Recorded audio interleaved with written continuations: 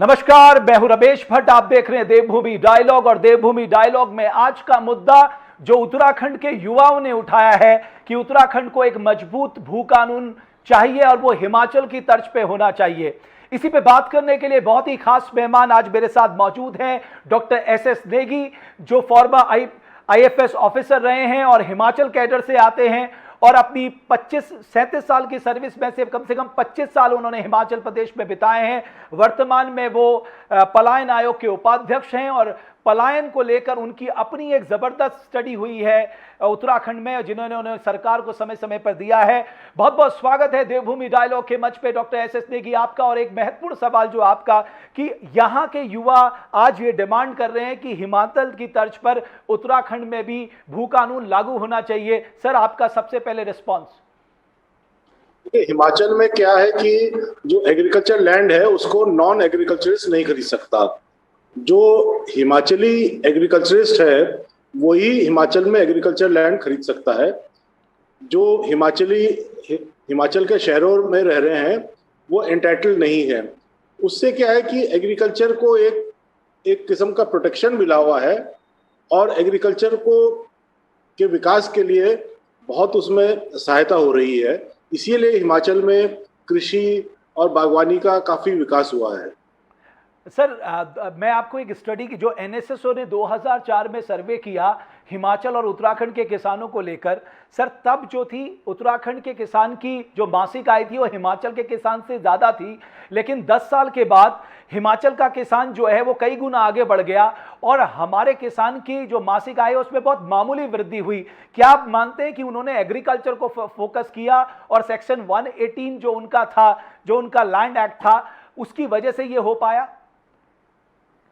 उन्होंने एग्रीकल्चर और हॉर्टिकल्चर को दोनों को फोकस किया है। हमारे यहाँ दुर्भाग्य से जो हमारे पर्वतीय क्षेत्र है वहां पर ये फोकस नहीं हो पाया। और जो सेक्शन 118 है वो काफी प्रोटेक्टिव एक एक्ट है। उससे वहाँ के एग्रीकल्चर को काफी बढ़ावा मिला है, हॉर्टिकल्चर को काफी बढ़ावा मिला है। और वो देखिए लगभग 17% जीडीपी का हिमाचल में प्राइमरी सेक्टर से आ रहा है। हमारे यहाँ ये 10% से भी कम हो गया है। आप अगर स्टेट जीडीपी देखें तो हार्डली 10% प्राइमरी सेक्टर से आ रहा है, जबकि 60 to 70% लोगों की डिपेंडेंसी प्राइमरी सेक्टर पे है। तो ये कि इकोनॉमिक डिस्पैरिटी आ गई है। हिमाचल में सिचुएशन इसके विपरीत है। हिमाचल में एग्रीकल्चर का कंट्रीब्यूशन 17% तक है, जो कि नेशनल एवरेज से भी ज्यादा है।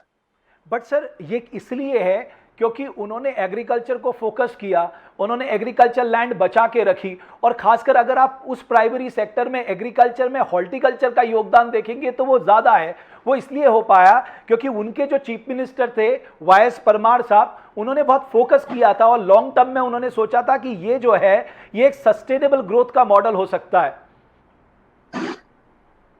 जी हाँ, ये तो है। और केवल एक ही चीफ मिनिस्टर ने नहीं, लेकिन लगातार हिमाचल में जो फोकस रहा हमेशा एग्रीकल्चर / हॉर्टिकल्चर पे रहा। और नतीजा ये है कि आज हिमाचल कंट्री का one of the largest producer of fruits है, जबकि भूभाग बहुत छोटा है, हार्डली 55,000 स्क्वायर किलोमीटर का क्षेत्र है, लेकिन फिर भी देश का बहुत बड़ा एक फ्रूट प्रोड्यूसर है। Okay sir, agro climatic zone के हिसाब से देखें तो हिमाचल और उत्तराखंड में कोई बहुत ज्यादा अंतर नहीं है, तो फिर हम इतने पीछे क्यों सर? देखिए, एग्रो क्लाइमेटिक जोन के हिसाब से मैं ये कहूंगा हिमाचल फिर भी थोड़ा सा टफर क्लाइमेटिक कंडीशंस है। उत्तराखंड की जो क्लाइमेटिक कंडीशंस है रिलेटिवली हिमाचल से बेटर है। हिमाचल का बहुत बड़ा एरिया कोल्ड डेजर्ट है। लाहौल स्पीति और किन्नौर का काफी बड़ा पार्ट कोल्ड डेजर्ट है। कोल्ड डेजर्ट का मतलब रेगिस्तान जैसे लद्दाख की तरह क्षेत्र है और बहुत बड़े डिस्ट्रिक्ट्स हैं दोनों। उस हिसाब से उत्तराखंड में इस टाइप के डिफिकल्ट एरियाज नहीं है। हमारे यहाँ कंडीशंस कंड्यूसिव हैं, प्रॉब्ली हिमाचल से बेटर है एग्रीकल्चर के प्रॉस्पेरिटी के लिए। समहाउ हम अभी तक उस चीज को नहीं कर पाए। उन्होंने क्रॉप डाइवर्सिफिकेशन में बहुत बड़ा कदम किया है। देखिए, आप गेहूं जो सीरियल क्रॉप्स लगा के आप compete नहीं कर सकते। Crop diversification which basically leads to, जैसे हॉर्टिकल्चर है ना, आप फ्लोरिकल्चर है, कई चीजें हैं जिसमें उन्होंने कर लिया है। एक उनको फायदा रोड्स का भी मिल रहा है। जो रोड नेटवर्क है हिमाचल में, पहाड़ में, हमारे पहाड़ों से बेटर है। उससे क्या हो रहा है कि जो एग्रीकल्चर प्रोड्यूस है उसको मार्केट में पहुंचने के लिए, उसको दिल्ली पहुंचने के लिए दिक्कत नहीं होती। मतलब हिमाचल में कोई भी किसी भी एरिया में अगर रात को ट्रक लगता है, लोडिंग होती ट्रक की, चाहे वो सेब की हो, चाहे वो टमाटर की हो, चाहे आलू की हो, चाहे पीस की हो, चाहे किसी भी एग्रीकल्चर प्रोडक्ट की हो, वो रात भर ट्रक चल के सुबह दिल्ली सब्जी मंडी, आजादपुर मंडी पहुंच जाता है। हमारे यहाँ उस हिसाब से इंफ्रास्ट्रक्चर सपोर्ट उस हिसाब से नहीं है। रोड नेटवर्क अब इम्प्रूव हो रहा है, पीछे बहुत अच्छा नहीं था, तो वो भी एक बहुत बड़ा फैक्टर है। ओके सर, एक और बात, आपको लगता है कि बिकॉज आप तो बहुत स्टडी आपने की है पलायन आयोग के उपाध्यक्ष के तौर पे, आपको लगता है कि एग्रीकल्चर लैंड को कहीं ना कहीं आपको बचाना होगा और आपकी जो आबादी है एग्रीकल्चर में, आपको अपने एग्रीकल्चर को प्रॉफिटेबल भी बनाना होगा? और साथ ही साथ सर, आज एक मैं खबर पढ़ रहा था, हमारा मंडुआ जो है वो ग्लोबल हो गया है और बड़े देशों में उसकी, दूसरे देशों ने भी उसको बहुत डिमांड है, क्योंकि हमारे मोटे अनाज में जो इम्यूनिटी पावर है वो बहुत ज़्यादा है। तो आपको लगता है सर कि एग्रीकल्चर लैंड को बचाने की आज बहुत सख्त जरूरत है और हिमाचल की तर्ज पे कानून एक बहुत बड़ी मदद कर सकता है? देखिए, एग्रीकल्चर लैंड को नो डाउट बचाने की बहुत सख्त जरूरत है और लीगल सपोर्ट अगर मिल जाए हिमाचल के तर्ज पे तो बहुत बढ़िया रहेगा, क्योंकि पहाड़ के पर्वतीय जनपदों में अभी भी 80% लोग एग्रीकल्चर पर, मैदानों में एग्रीकल्चर पर डिपेंडेंसी कम हो गई है। उत्तराखंड के जो मैदानी जनपद है, 3 मैदानी जनपद, लेकिन जो पहाड़ी जनपद हैं उस पे 80% लोगों की एग्रीकल्चर पर डिपेंडेंसी है, जो कि काफी ज्यादा है। और जो कंट्रीब्यूशन टू जीडीपी है पर्वतीय जनपदों का, वो हार्डली 12-13% है। तो एक बहुत बड़ा इकोनॉमिक डिस्पैरिटी इसकी वजह से आ रहा है। हमको एग्रीकल्चर को पे फोकस करना होगा, कर रहे हैं, और उसमें जो कानून है, कानून का सहारा जरूरी है, जिससे कि जमीन एग्रीकल्चरिस्ट के पास ही रहे, वो इम्पोर्टेंट है। जो एग्रीकल्चरिस्ट, जो लोकल एग्रीकल्चरिस्ट है, जमीन उसके पास ही रहना जरूरी है। सर, वो इसलिए भी एक चिंता होती है क्योंकि हमारे पास रिसोर्सेज सीमित हैं और जब बाहर से बड़े पैमाने पे लोग आते हैं और यहाँ पर वो जो भी प्रोजेक्ट बनाते हैं, हमारे रिसोर्सेज पे बहुत ज़्यादा दबाव पड़ता है। सर, इस पे आप क्या कहना चाहेंगे?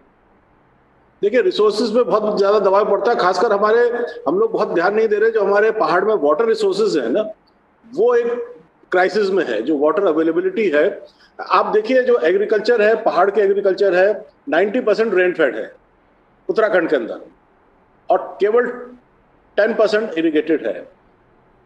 तो रेनफेड को कैसे हमने इरिगेशन पे चेंज करना है, कैसे लोकल इरिगेशन डेवलप करना है, बेसिकली जो लोकल स्ट्रीम्स हैं, जो लोकल नॉलेज हैं, उनको हमने कैसे हार्वेस्ट करके इरिगेटेड एग्रीकल्चर की तरफ ले जाना है, वो जरूरी है।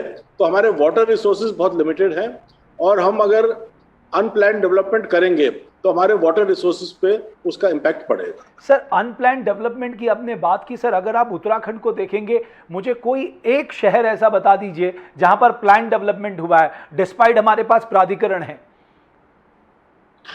देखिए, ऐसा है, प्लान डेवलपमेंट कुछ बड़े शहरों में तो है, जो मैदानों के, लेकिन हिल्स के जो अर्बनाइजेशन हो रहा है वो बड़ा अनप्लान्ड हो रहा है, जबकि रेट ऑफ अर्बनाइजेशन हिल्स में बहुत फास्ट है। 27-30% रेट ऑफ अर्बनाइजेशन है, क्योंकि दोबारा से फिर मैं आऊँगा, वो जो पलायन हो रहा है वो इंटरनल पलायन ज़्यादा है। लोग, पहाड़ के जो लोग हैं, आसपास के शहरों में, पहाड़ में ही शहरों में बस रहे हैं, और जो खेत थे काफ़ी हद तक, जो छोटे शहर के आसपास के खेत थे, वो काफ़ी हद तक अर्बन एरियाज में कन्वर्ट हो रहे हैं। आप देख लीजिए, मैं पौड़ी का उदाहरण दूंगा, मैं आपको भिकियासेन का उदाहरण दे सकता हूँ, चकोटिया का उदाहरण दे सकता हूँ, है ना। तो जो हमारे एग्रीकल्चर लैंड है, जो शहरों के साथ साथ है, वो कन्वर्ट हो रही है अर्बन एरियाज में, और वो अनप्लैन्ड है। वो भी एक बड़ी चिंता का विषय है। सर, आपको लगता है कि क्योंकि लैंड होल्डिंग्स बहुत कम है और ऊपर से पहाड़ों में स्कैटर्ड लैंड है, तो आपको लगता है कि government should seriously focus on चकबंदी का जो पूरा इशू है, इस पे, इस थॉट को हमें सीरियसली ग्राउंड पे उतारना चाहिए? हाँ, बिल्कुल। चकबंदी एक बहुत जरूरी स्टेप है। उसमें दिक्कतें ये हैं कि वॉलंटरी चकबंदी हो तो ठीक है, ना तो फिर वो कोर्ट केसेस होते हैं, लंबा चलता है। आपने एक बहुत अच्छी बात बोली कि साहब हमारे लैंड होल्डिंग्स बहुत छोटे हैं। जैसे परिवार का बंटवारा होता जाता है तो जो परिवार के पास जो प्रॉपर्टी है वो बढ़ती जाती है। तो एवरेज लैंड होल्डिंग 0.6 हेक्टेयर्स है, जो कि बहुत कम है। 0.6 हेक्टेयर में एक फैमिली एग्रीकल्चर पे सरवाइव नहीं कर सकती। तो चकबंदी प्लस जो कोऑपरेटिव फार्मिंग है उसके तरफ भी सरकार का ध्यान है, उसको हमको और आगे बढ़ाना चाहिए। ओके सर, हिमाचल का ये जो 1972 का कानून है जिसका अनुच्छेद 118 का हम जिक्र कर रहे हैं, जो वहाँ पर ज़मीन खरीदने की रोक लगाता है सर, लेकिन उस समय जो था इसको शेड्यूल 9 पे रखा गया था और इसमें नॉन हिमाचली की जगह नॉन एग्रीकल्चरलिस्ट शब्द रखा गया था, क्योंकि कहीं ना कहीं फिर ये डर रहता कि साहब बाद में कोर्ट उसे क्वैश कर सकते थे। लेकिन सर जो 9th बेंच ऑफ जजेस है उन्होंने शेड्यूल 9 के बारे में कहा है कि अब शेड्यूल 9 ऐसा नहीं है कि किसी भी कानून को बनाकर आपने शेड्यूल 9 पे डाल दिया और सुप्रीम कोर्ट उसकी व्याख्या नहीं कर सकता। 9th बेंच जजेस ने यह कह दिया कि 9 शेड्यूल पे डाले हुए किसी लॉ को भी सुप्रीम कोर्ट उसकी स्क्रूटनी कर सकता है। तो क्या किसी भी राज्य के लिए इतना आसान होगा इस तरह का कठोर कानून बनाना? अब देखिए, हमको कोशिश जरूर करनी चाहिए इस कानून बनाने के लिए, और जो भी लीगल इश्यूज हैं उनको सॉर्ट आउट कर सकते हैं। हिमाचल एक एग्जांपल है, और भी स्टेट्स ने ऐसा किया है। सिक्किम भी है सर, सिक्किम बिल्कुल, सिक्किम एक एग्जांपल है सर। नॉर्थ ईस्ट के स्टेट्स और भी हैं, नॉर्थ ईस्ट में और भी स्टेट्स हैं सर, जिन्होंने ऐसा किया है। आपको लगता है कि सर विधानसभा एक बड़ा राइट प्लेटफॉर्म है जिस पर बहुत ही अच्छे तरीके से और बहुत तरीके से इस पे बहस की जानी चाहिए, एक व्यापक विचार विमर्श होना चाहिए? बिल्कुल, विधानसभा में ही कानून बनता है, स्टेट का कानून तो विधानसभा में बनता है, और इस पर जरूर विचार होना चाहिए, क्योंकि ये एक बड़ा ये इशू ऐसा है जो कि हमारे हिल एग्रीकल्चर पे असर डालेगा। ओके, आखिरी सवाल डॉक्टर एस नेगी, जिन युवाओं ने इस मुद्दे को जोर शोर पे आज सोशल मीडिया और अन्य प्लेटफॉर्म पे उठा रहे हैं, उनके लिए आपका क्या संदेश है सर?